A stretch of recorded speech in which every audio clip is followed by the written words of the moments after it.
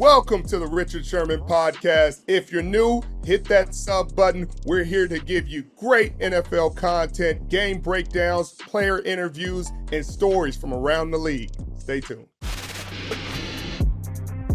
Welcome back to the Richard Sherman podcast. I got one of my favorite guests on with me, Tyler Lockett of the Seattle Seahawks. Appreciate you joining me. Man, no problem, big bro. Appreciate you for having me. So talk to me about life. You know, you're married now. Is it kids? A kid? Kids or a kid? Yeah, you got to be one on the way. Hey, so yeah, I ended up getting married last year, man. July 15th, 2024. And appreciate the invite. Hey, man, I'm sorry, bro. No, she put a limitation on me, man, and I wanted everybody to go because I'm like, this is how you lose friends because everybody cares about this moment, right? But, man, it was actually really cool. I think, like, one of the most awkward things for me is walking down the aisle and everybody looking at you. You know, it's way different from football. It's like football, I'm kind of like in a realm where I can play. I know what I'm doing. But walking down the aisle, it's like people think you about to cry. Like, you know, me, I'm just laughing and having fun the whole time. But I mean, we're working on, being able to have kids and stuff like that. But right now we got 2 golden doodles. Ooh, those might be worse than kids. Oh, they are hunters. You keep them outside or what? Inside dogs, huh?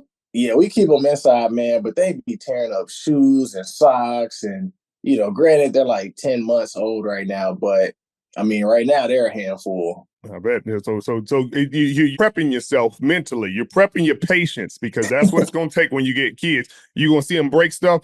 And instead of you're going to have to just be like, you don't know no better. And then you're going to look up and they 12 and you're going to be like, I think you kind of know better. But I think I'm about to have to say something to you because you done lost your goddamn mind. But with the puppies, you're going to be like, oh, okay, it's all right. It's all right. You're okay. Yeah, I think the hard part for me, bro, is just being able to find that balance of, all right, you hurt, but you're not injured. You know what I mean? Because it's like, at first, you like, hey, don't do that. Like, it's different things I see with my friends that got kids, and then eventually, like, they hit their head on the wall, and you like, you are okay. You don't have to cry. So for me, I just get a little nervous because, first time when you do get a chance to be a parent, you just want to do everything right. And there's no way of being perfect, but like, you don't want perfect to drive you through anxiety and all this different type of stuff. So what ifs? Well, first off, you're going to do a great job and you're going to be the opposite of perfect. You're not going to get everything right and it's going to be perfectly fine. The humans have survived for a long time not being perfect. And it's just so many. The hard part about today versus with our parents is just so many outside things that you don't control with your kids. Even once you put them in school and you can be like, I'll homeschool them. Okay. Well, if they see the TV, if you let them watch TV at all, they'll see something. You're like, they'll never watch TV. All right. Well, you sitting there thinking you hiding them in a bubble. Once that bubble pops, it's going to be even worse. So you better off just being transparent and like explaining, being there to explain to them what's going on, than them see it without you and then put it through their little minds and then come up with a solution or with the understanding of what's going on in front of them. But it's fun being a parent, and I think you're going to do a great job. A lot of the nicks and stuff is how you respond to it. So it's like the first time they hit themselves, if you're sitting there like, oh, baby, no, then it's going to be an issue. But if you like, hey, you all right, get on up. They're going to be like, oh, okay, yeah, I'm all right. I'll get up there. Oh, you good? You ain't panic? And I'll be all right. So your kids play sports? Yeah.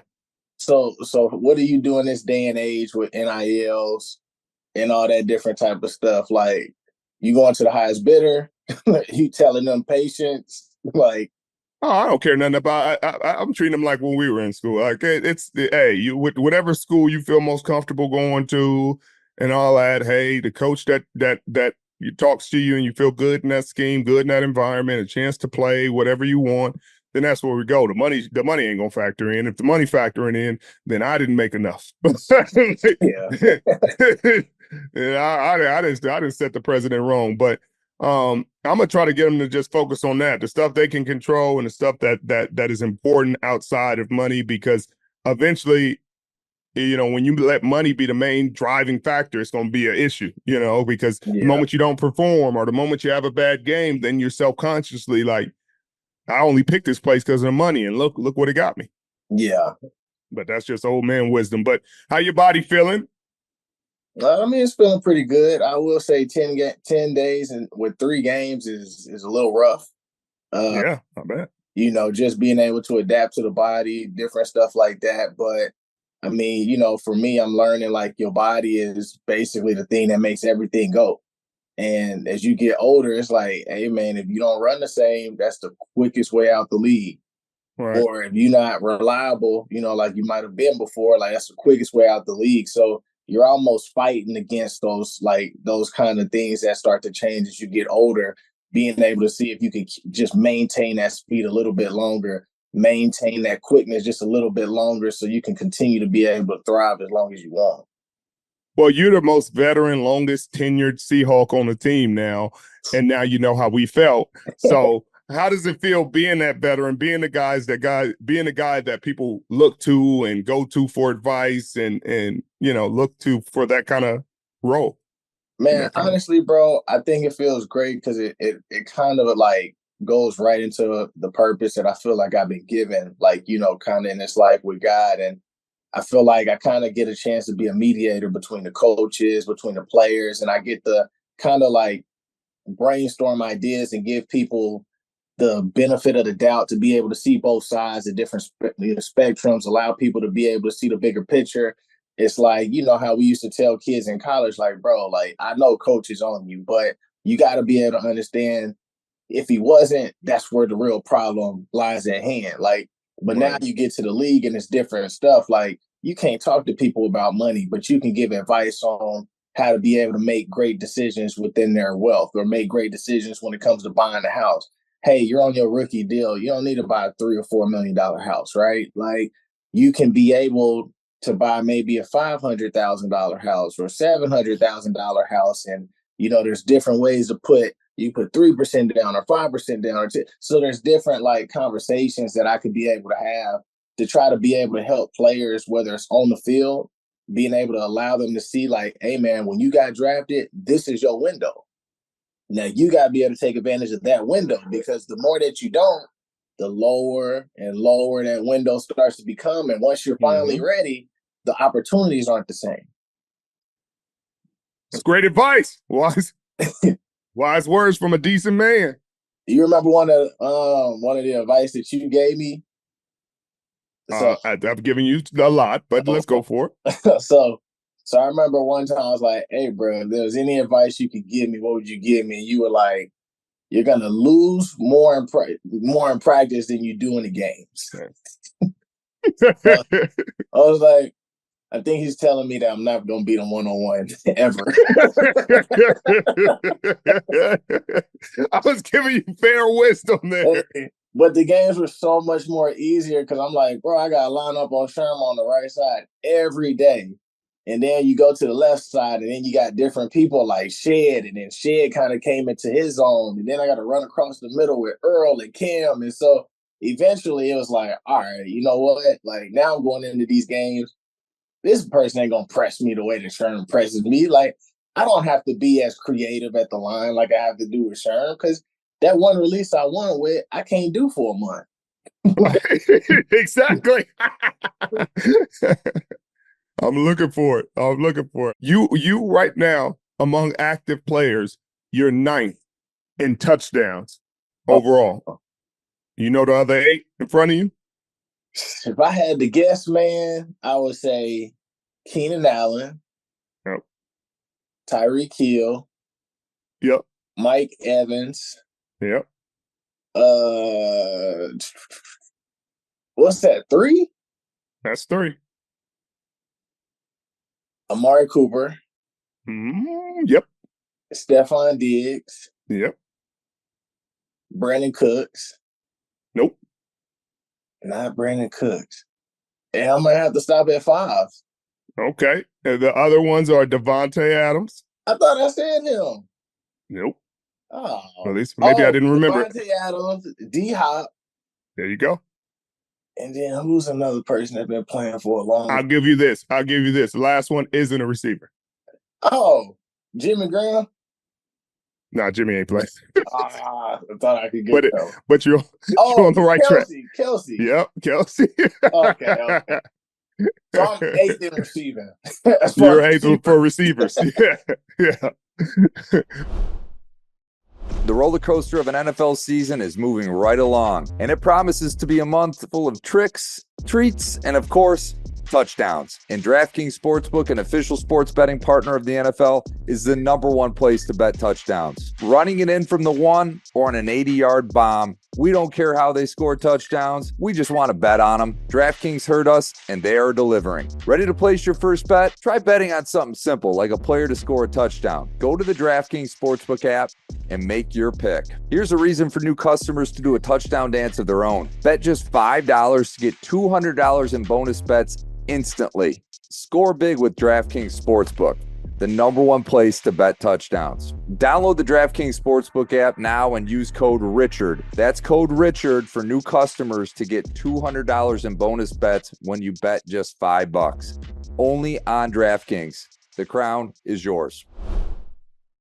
Football season is here, and when I want to go to an NFL or college game, I only use Game Time. Game Time has a new feature called Game Time Picks that makes getting tickets to see your favorite teams play live even easier. Game Time Picks filters out all the fluff to show you only incredible deals on great seats, so you don't have to waste time searching through thousands of tickets. They have a lowest price guarantee, so if you find tickets cheaper somewhere else, Game Time will give you 110% of the difference. Take the guesswork out of buying tickets with Game Time. Download the Game Time app, create an account, use the promo code Sherman, that's SHERMAN, for $20 off your first purchase. Terms apply. Again, create an account and use the redeem code Sherman, that's SHERMAN, for $20 off your first purchase. Download Game Time today. What time is it?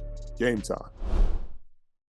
Hey, and I see you be taking care of yourself now. I love that. I think a lot of young kids are starting to do that too now. Like, hey, I got all I could get.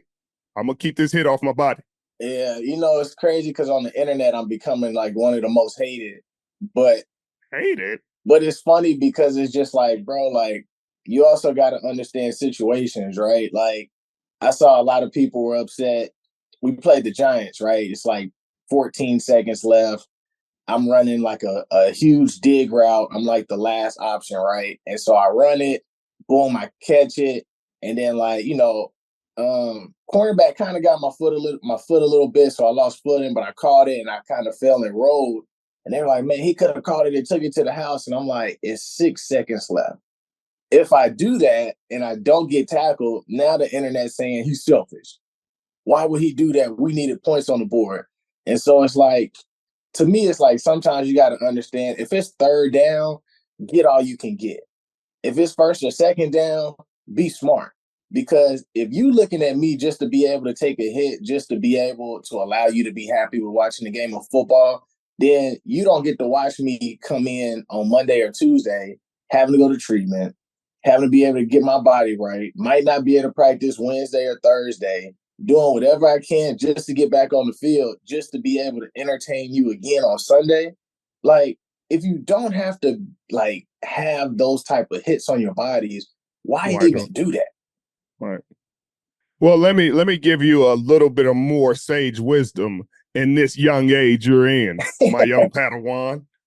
Do not take criticism from people you would not take advice from. I love that one, man. Do not take criticism from people you would not take advice from. Their opinions do not matter. Their thought process, what they're saying, is not relevant in your life. These are people that would tell you to drive with no seatbelt on while they got 2 seatbelts on. They tell you don't look both ways before crossing the street, and they look 3 ways. Like don't take advice from these people, and don't take criticism from them. These ain't the people. So you'll be all right. I think that's the biggest thing for us as players, though, man. It's like, when you get on social media, you're not the person that, like, everybody doesn't know who you are, right? They just know the football side of you. So when you get on social media and obviously a lot of us, we like to see what's going on with us, what people are saying, but 1,000 great comments are destroyed by one bad thing that you see. Right. And so, Right. like in our day and age, like, and even, whenever you were playing too, that sounds so old, like so long Wow. ago. I just Wow. said that. Wow. But it's like Sheesh. the growth that you see yourself having, like I be telling myself this, like, don't let social media stop the growth that you see within yourself. Because you could see, like, hey man, I'm getting better even though I'm 32. But then you see what people were saying, and you like, are y'all serious? Like, this is how y'all feel about me? But it's like you can't get caught up in that because now you lose sight of your growth. And I feel like a lot of players nowadays, like, they're battling battles you shouldn't like fight. Like, you're battling insecurity because of how people see you within their parlays. You're Right. battling insecurity based off of how they see you in the way that you play your game. And it's like you have to remind yourself this is a job. You're clocking in, and when you clock out, that means everything clocks out. Like, don't get caught up in this stuff that's gonna like deter you away from everything you want to accomplish in this league. Right. That's great advice because that's the truth. I mean, it's been around long enough and we've been in the spotlight long enough to understand. I've dealt with it since the beginning of Twitter and Instagram and all that. And I've learned early on, I'm not about to let y'all get to me. I treat the two imposters the same. Y'all can give me a compliment on there. I don't care. You can sit there and say the worst thing about me. I don't care. At the end of the day, like I go out, I'm doing what I want to do. I'm doing what I worked my whole life to do. I'm taking care of my family. I'm trying to be a good dad, a good father, a good husband, trying to be a good brother, a good son, a good friend. That's about it. I mean, I'm Yeah. not going to let complete strangers dictate my mood. You know what I mean? If I played like crap, I know I played like crap and I'm harder on myself than anybody. If I played great, I'm going to let you know something. Ain't no stopping me. Ain't no stopping me. You know me better than that. I'll be the first to tell myself, hey, you did that now. Yeah. Look, this people were calling me washed my ninth year when I went to the Super Bowl with San Francisco. They calling me white. I said, look, y'all calling me washed during an all-pro year while I'm going to the Super Bowl. Look, if y'all can say that, then I guess you can say whatever the hell you want. Like, Yeah. you lose credibility, but that's what you got to understand you're dealing with. People during your best season will sit there and say you suck. Yeah. It's like, well, this isn't true at all in reality, and in another reality, in an alternate universe, and it's not true now. So I'm not gonna let your conjecture, your bullshit gets me. Like, I can't because you have other things going on. We live in a world of hate and vitriol and like divisiveness. So when that's the case, a lot of people take their anger and frustration out on the internet, and now they got kind of a sliver of access to the athletes. Yeah. So they can bring you down. They can try to pull. A lot of people claw you down to where they're at in their frustration and their depression. And if you let them, it's on you. Yeah. And that's why, bro, like, I've been doing a lot of self-talk, like a lot of like just thinking lately, right? And just seeing like some of the things that you see on social media, you balance it out by understanding, like, man, y'all don't understand like the politics of this game. Y'all don't understand the business side of this game. Y'all don't understand what players and what all of us have to be able to deal with based off of your window of being able to play and the opportunity that you get to showcase your skills because everybody gets different opportunities. And so one of the things that I just thought about that a lot of us know as players just in general, but whether you get drafted or you come in as a free agent, your first contract is show me who you are. Like, show me what you could do. Then as you get close to that second contract, that's all right, we're paying you because this is the player that we see you becoming during this deal, which is a deal of potential, right? Then the third contract is all right, you showed us your potential. Now we're looking at the numbers. Everything is based off of production. So now we're paying you because it's the production that you gave. Well, after you get that third contract of production, like now it's about reliability. How reliable are you? You might not get the same targets. You might not get the same opportunities that you once got. But when the ball is thrown your way, Richard, are you making a play? When the ball is thrown to you, Lock, are you making a play?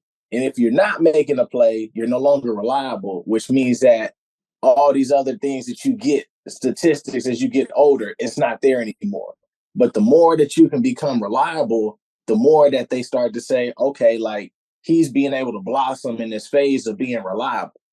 but you also got to adapt throughout the years too. And that's what I've learned is you can't think that you're the same lock in year 5 or year 6 or year 7 or year 8.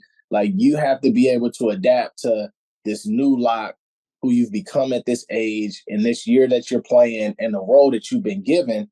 And then you got to understand too, like, and this is just things that I think we all got to do. We got to adapt as we adapt because, you look at it, there's not a lot of guys in year 10 that's still playing, right? Like, so when you start looking at stuff like that, you start to have more gratitude. You start to be more thankful. Like the longer that you play, the more stuff that you're going to see.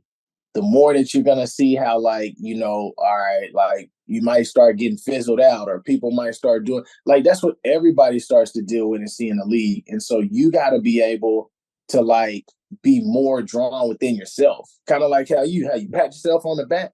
You got to do more like self-service the older that you get, because you might not get that good job anymore because they're like, bro, you've been so reliable the whole time, Richard. Like, right, we're spoiled. Yeah, why should I tell you good job? You know that was a good job.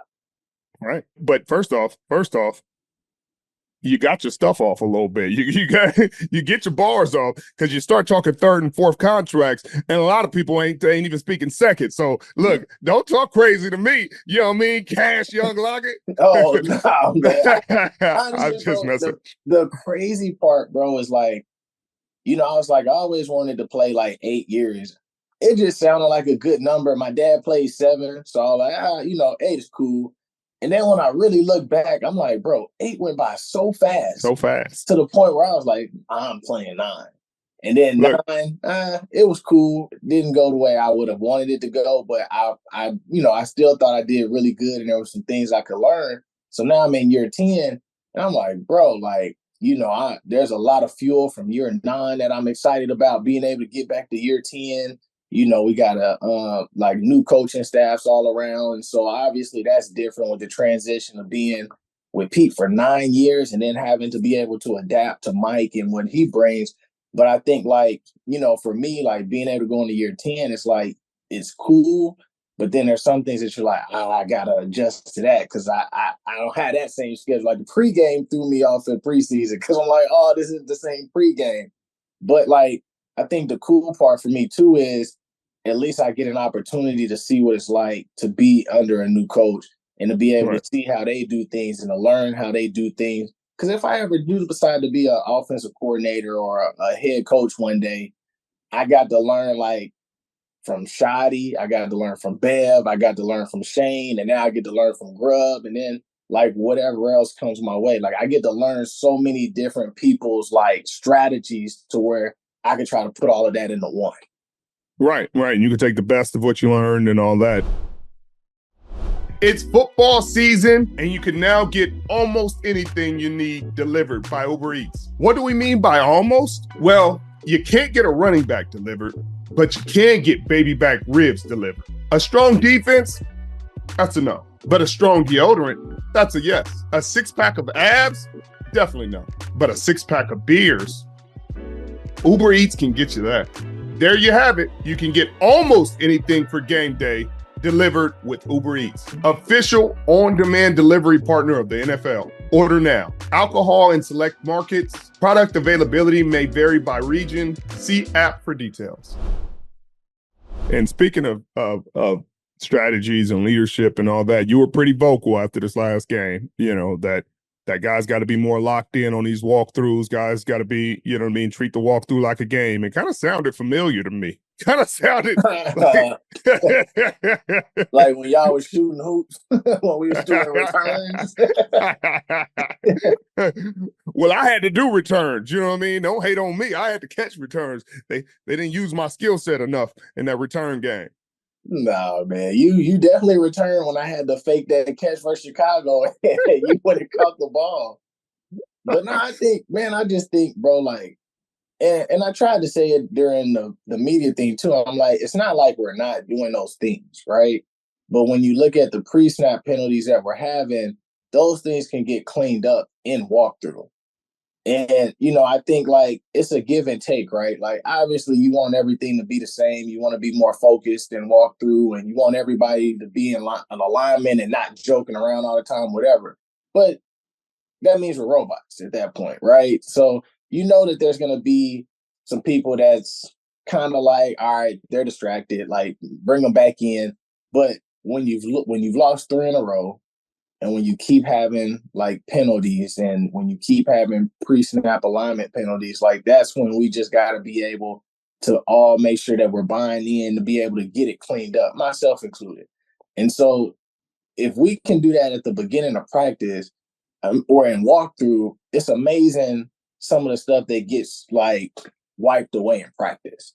Right. And then once you get into the game, then it's like, all right, like Pete used to say, all right, guys, we're in top 3 in penalties.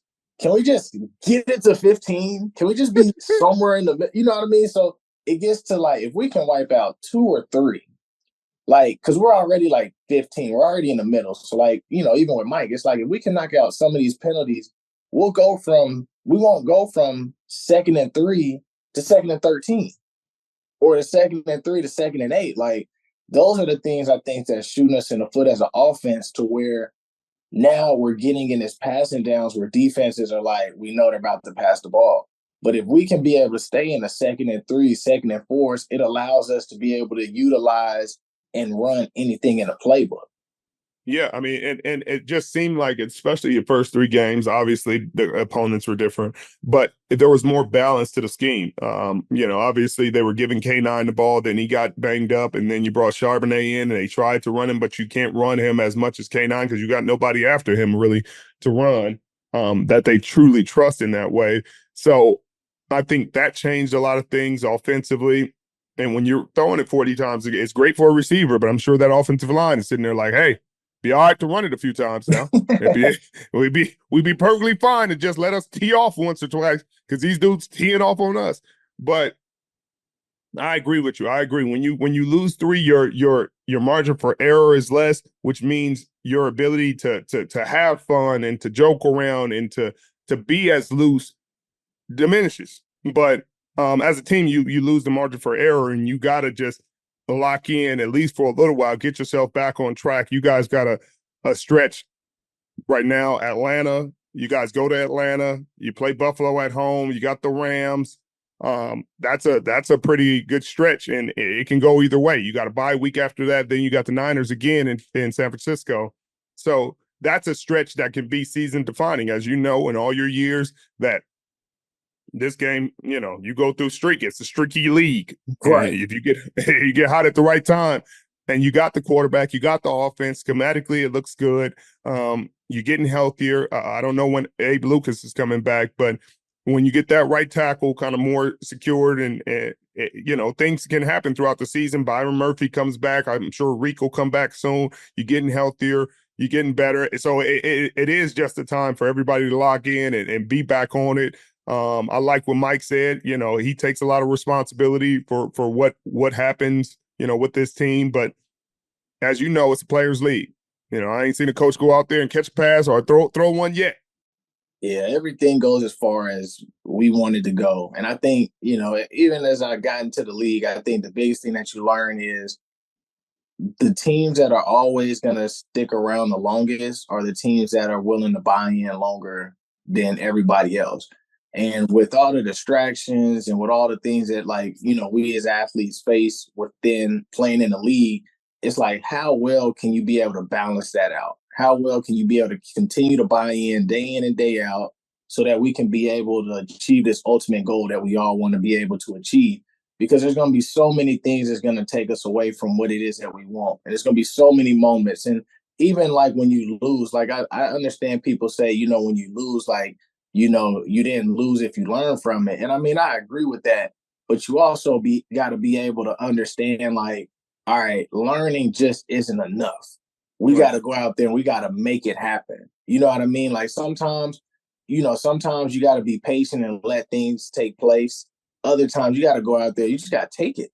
You know what I'm saying? And so I think for us, we're in a really great position to be able to understand, who are we really as a team? You know what I mean? Like, are we at this place where we're going to mope around, or we're going to point fingers? Are we at this place where we like, hey, 3 in a row, that's it? Like, we could go out here and ball. Like, we was close in all of these games for the most part. Like, it's not like we couldn't have won that game, but like, let's go out there and let's figure out like, what can we do to be ahead of these teams rather than trying to come back?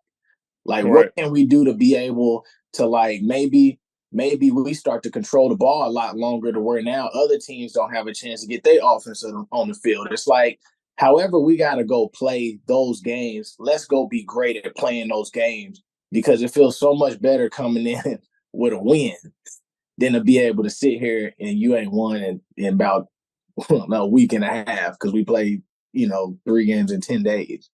Right. Right. I mean, and it's also how your leaders approach it, how your leaders talk to each other, how your leaders talk to the rest of the team, because that has a big effect on how they see things and how they talk to each other. And that's what I found out later in my career is like, hey, when we start moping around and we start talking crazy, then the young dude's gonna be looking at us and they're gonna start moping and talking crazier. And you're like, wait, why y'all talking crazy? It's like, well, we watching you and you Yeah, talking crazy.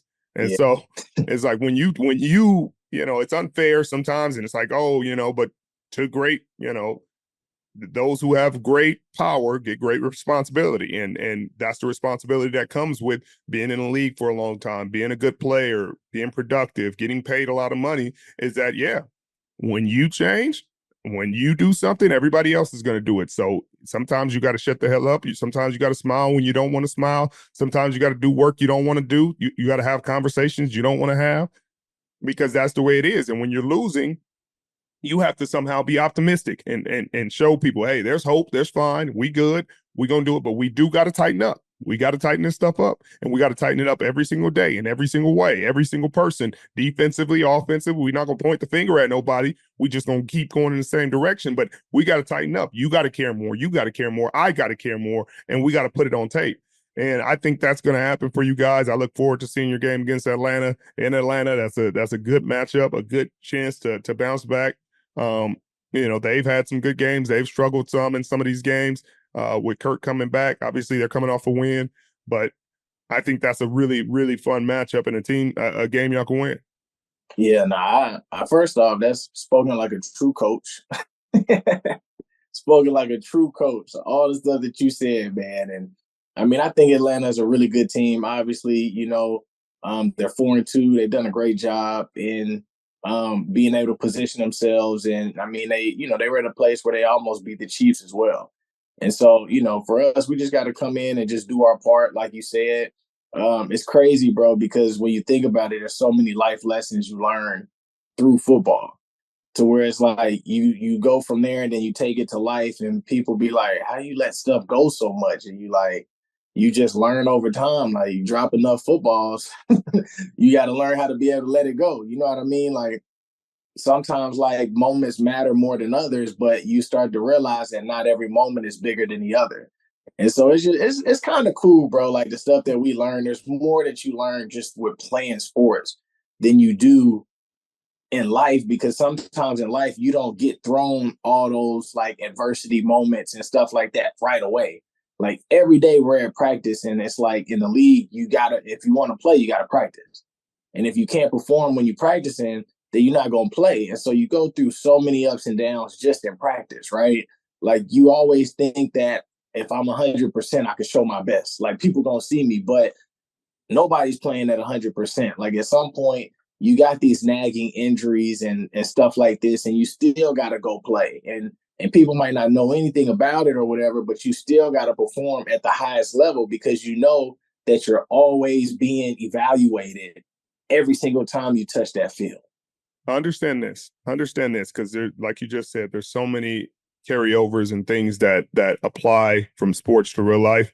But being a father is so much like football, because Really? because your wife doesn't care, your kids don't care. You had a bad day, you're not feeling good, your chest hurts, your back hurts, like your cat died, whatever. They expect dad to steady the ship. Yeah. Dad has to steady the ship. Dad is gotta. Dad's having a good day. That's okay. That's, and I know you've probably seen these memes and videos and stuff on social media of like, hey, no matter what, dad got to show up. Dad is gonna make it happen. Dad's gonna, Yeah. like, you won't truly understand that until you become a dad and you realize they don't care how you doing. Nobody's gonna ask you, hey, Tyler, you doing all right? Hey, baby, my wife might like. I'm not saying anything bad about her, but you might only get a card for Christmas most years. Yeah. Father's Day, it's not going to be a big celebration like it is Mother's Day. Like birthdays, you're going to feel like I'm pouring so much into everybody and nobody poured into me. So what? You dad. Show up, be there, stabilize the ship, make sure we're all right, make sure the roof is over our head, make sure everybody else. That's part of being dad. And so when it comes to football, nobody cares if you're hurt. Did you strap them up? Did you lace them up? Then you're 100%. Yeah. Bro, you know what I just now realized? We're in year 2024, right? Yes, we are. I got married in 2023. Yeah, July 15, 2023. I'm so caught up in this being a 2025 season somewhat that I'm like, hey, life of a football player. It's in seasons. Hey, I'm going to start just saying July 15th. There you go. There you go. There you go. Hey, do not forget that. Do not forget that. I'm going to let you know something and repeat that. Do not forget that. Hey, I know hey, that. Look. I remember that date. I was thinking July. I'm thinking we in 2025 right now. That's how locked in I am. But nah, bro, you know, the other thing that I've learned too, just with being able to play is when you start trying to do stuff outside of, you know, your sport, like for me, like how I've gotten into like the real estate business, it's like you got to get past these thoughts of, all right, if I don't play well, they gonna blame this. You know what I'm saying? Like you start like, especially like how we talk about on social media, fans are like, why don't you just go sell houses or whatever the case is? But like when I think about like being able to get into the real estate stuff, it's like I encourage anybody, if you got stuff that you want to be able to do it while you're playing because you have so much access. You have so much opportunities to be able to network with everybody so that when you're done playing, you're not trying to lay the foundation from scratch. You're actually like at a point where you've laid the foundation, you did everything brick by brick, and now it's growing to where people will just come to you and be like, "Hey, man, can you sell my house? Can you be able to help me buy this, you know, commercial property or whatever the case is?" But when you wait and you don't do anything but just enjoy the lifestyle, right, or just enjoy it's the hard. football, it's like, okay, let's say you play for 5 years. Well, if you were in college for 4 years, you wasted 9 years of no network. Right. Because all these kids are coming out of college and they got a network for those 4, 5, 6 years that they are in school. But if you didn't do no networking in college and then you in the league and you didn't take advantage of any networking there, now whenever it's like, hey, hey, Mo Kelly, can you help me? Sorry, man, you ain't got access to the Seahawks no more. You know what I mean? And I wish that a lot of guys would take advantage of being able to start whatever it is that they're trying to do while they're playing. It doesn't have to be in the scope of I'm doing it and going hard at it the same as I'm doing football, but just get into it to the point of where you don't have to start from scratch. I think it's scary for guys. I think it's scary for guys because they feel like, especially young guys, and I was that way. You feel like once you start to get there, you're starting to end your football career. And so you're old enough and wise enough to know that's not true. But when you're young, you're like, bro, if I take any focus away from this that I worked my whole life to get to, then I'm doing myself a disservice. But as you get older, you know I can split focus. You know what I mean? You're older. That's what's going to make you a good dad now. You know, when you're young and your dad, it's probably harder because you can't split focus. You got to be here or here or here. Like when you get older, you're like, all right, I'm here. I gotta be here too. I'm watching you out of the corner of my eye. Hey, get out of the toilet. Get out of that toilet. Yeah. Like, but you're a great example that it's possible, and you don't understand that you're inspiring kids to be able to understand that they can do that. And I tried to do that. I started my podcast my last 2 years playing in football, National Football League, and I was like, hey, I mean, shit, this is what I want to do after, so I might as well start now while I can get access to players. I'm talking about relevant things, and people are watching. Yeah, I think you've done a great job with that, bro. Like, because the crazy thing is when you retire, it's like they say thank you. And then guess what? You go back to the Richard Sherman that a lot of people never knew. They just knew Richard Sherman that put on a helmet and a jersey and played. But when you put on a podcast, they always are going to remember that name.